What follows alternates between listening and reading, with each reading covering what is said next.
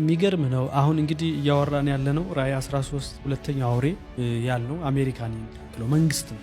ራዕይ 13 እና ቅርብ ጊዜ ወዲህ ዶናልድ ትራምፕ ፕሬዚዳንት ከሆነ በኋላ የሆነውን ብንመለከት ኢኮኖሚክሊ ራሱ በጣም ነው የገረመኝ። አሁን ደቡብ አፍሪካ ብዙ ሀብት የዳይመንድ ሀብት ያላቸው ሀገሮች እንኳን ሳይቀሩ ከአሜሪካ ብድር ይለቀቅላቸው ነበር እና አሁን ዶናልድ ትራምፕ መጥቶ ብዙ ሀገራትን ነው ብድር ያቆም እና ኢቭን እኛ በሀገራችንም አፍሪካ ሀገር እኮ አብዛኛው ኦልሞስት አብዛኛው የአፍሪካ ሀገር እኮ በአሜሪካ ዶኔሽን ላይ ጥገኛ ነገር። ስለዚህ አሁን ይሄ መንግስት ሁለተኛው አውሬ የአሜሪካ መንግስት የሚፈልገውን ካላደረግን አይደል ይወስዳል ኢኮኖሚውን ብሩን የሚሰጠውን እርዳታ ሁሉ ከት ሲያደርግ የሚፈጠረውን ነገር መገንዘብ ያ ምን ያመጣል? ብዙ ቀውስ ያመጣል። እና አሁን እኛ ሀገርም ላይ በዩኤስኤድ ላይ የተፈጠረው ነገር አለ አይደል? እንዴ አሁን ሰው ዩኤስኤድ ላይ ነው ለብዙ ጊዜ ዲፔንድ አድርጎ ብዙ ሰራተኛ ኢትዮጵያ ውስጥ ሲኖር የነበር እና ብዙ በዚህ ዩኤስኤድ በኩል የሚመጣ ከአሜሪካ የሚለቀቅ ብዙ ፈንድ አለ። አሁን ሲቆም ሰው እንዴት ነው ሰርቫይቭ የሚያደርገው?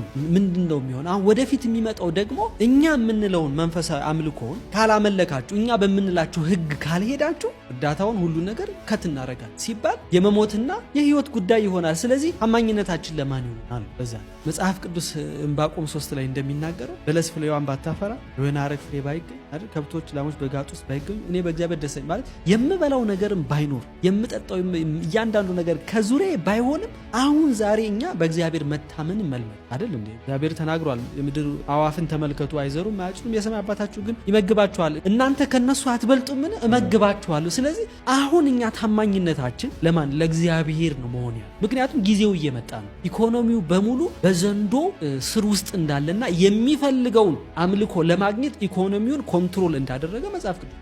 ስለዚህ አሁን ምንድነው እኛ አስቀድመን ዛሬ የመዳን ቀን ነው እንደተባለ ዛሬ በእግዚአብሔር በመታመን ህይወታችን የሚያኖረን ክርስቶስ ተናግሯል። የሰው ልጅ በእንጀራ ብቻ አይኖርም በእግዚአብሔር ቃል። ስለዚህ መግዛትና መሸጥ አንችልም ማለት ምን በላው ምን ጠጣው ሊገደብብን ነው ማለት ነው። ግን በእግዚአብሔር ቃል መኖር እንደሚቻል ያኔ ለዓለም የምናሳይ